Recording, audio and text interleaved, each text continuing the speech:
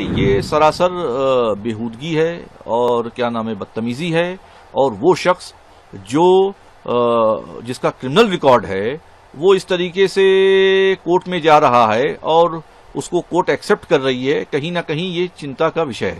اس امن کو متاثر کرنے کے لیے اس طریقے کی ایک سوچی سمجھی سازش ہے۔ مسلمانوں کے لیے اس سے بڑی خانقاہ، اس سے بڑی جگہ نہیں ہو سکتی۔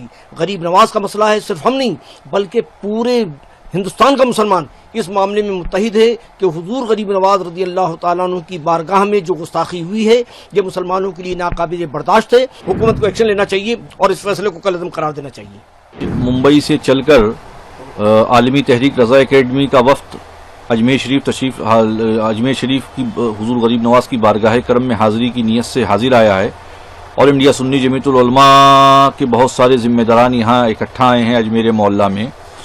یہاں آنے کا مقصد یہ ہے کہ درگاہ کے جو خدام حضرات ہیں ان سے ملاقات کر کے ہم لوگوں کے لائق کیا خدمات ہیں، ہم لوگ کیا کر سکتے ہیں، اس پر چرچا آج ہوئی ہے۔ رضا اکیڈمی کچھ کر رہی ہے اس پورے معاملے کو؟ رضا اکیڈمی نے کل سرزمین ممبئی میں ایک بہت بڑا احتجاج درج کرایا، اور اس کے سربراہ جو تھے علامہ سعید نوری صاحب نے، انہوں نے کہا کہ وہ شخص جس پر 18 کیسز ہیں، کرمنل کیسز ہیں، وہ ملک کے امن و امان کو خراب کرنے کے لیے اجمیر معلیٰ کی اور سلطان الہند عطائے رسول خواجہ معین الدین چشتی حسن سنجری حضور غریب نواز کی بارگاہ کرم میں جو ہے جس طریقے سے یہاں پیٹیشن اس نے دائر کیا، کہیں نہ کہیں اس کا مقصد یہ ہے کہ ملک کے امن و امان کو غارت کرنا، ملک کے امن و امان کو خراب کرنا۔ وہ شخص جس پہ 18 کیسز ہیں وہ اس طریقے کا اگر قدم اٹھاتا ہے تو اس سے صاف ظاہر ہے کہ وہ ملک میں جو قومی یکجہتی کا ماحول ہے، ہندو مسلم بھائی چارے کا جو ماحول ہے، اور حضور غریب نواز کا دربار جو ہندو مسلم سکھ عیسائی سب کے لیے گہوارۂ امن ہے، اس امن کو متاثر کرنے کے لیے اس طریقے کی ایک سوچی سمجھی سازش ہے جس کا حصہ وہ بنے ہوئے ہیں۔ بار بار درگاہوں کو ہی نشانہ بنایا جا رہا ہے۔ درگاہیں جو ہیں وہ امن و امان کا گہوارہ ہیں۔ قومی یکجہتی اگر آپ کو دیکھنی ہے، ہندو مسلم سکھ عیسائی کی ایکتا اگر آپ کو دیکھنی ہے تو وہ درگاہوں پہ دیکھنے کو ملتی ہے۔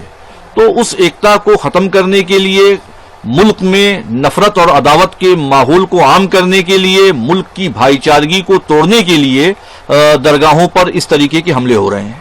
جس کتاب کا حوالہ دیا جا رہا ہے وہ اتہاس کار بھی نہیں ہے، لیکھک ہے، ان کی کتاب کا حوالہ دے کے کورٹ میں پٹیشن لگائی جاتی ہے۔ دیکھیے یہ سراسر بےہودگی ہے اور کیا نام ہے بدتمیزی ہے، اور وہ شخص جو جس کا کرمنل ریکارڈ ہے وہ اس طریقے سے کورٹ میں جا رہا ہے اور اس کو کورٹ ایکسپٹ کر رہی ہے، کہیں نہ کہیں یہ چنتا کا وشے ہے۔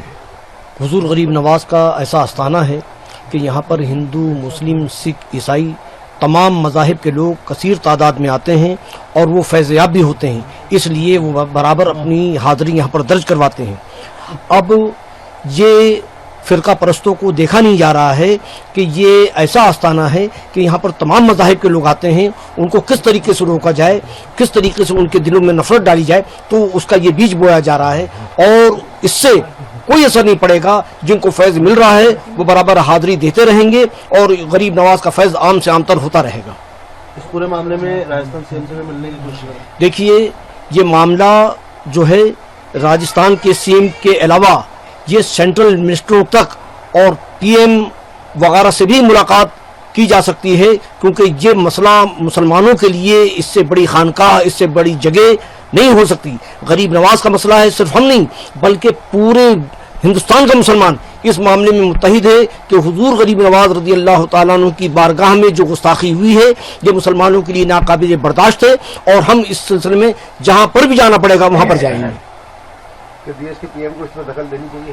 بالکل ان کو دینا چاہیے۔ یہ جس طریقے سے کاروائی شروع ہوئی ہے، ایک چھوٹی کورٹ میں جا کر اتنا بڑا فیصلہ ہو رہا ہے، اس سے بہت سخت ناراضگی ہے، اور یہ ناقابل قبول، ناقابل برداشت ہے، اور سب حضور غریب نواز کے کروڑوں ماننے والوں کی دل آزاری سے ہوئی ہے، اور اس سلسلے میں نہیں معلوم کتنی بڑی تحریکیں چلائی جا سکتی ہیں کہ یہ معاملات جو ہے فوراً قلعدم قرار دیں۔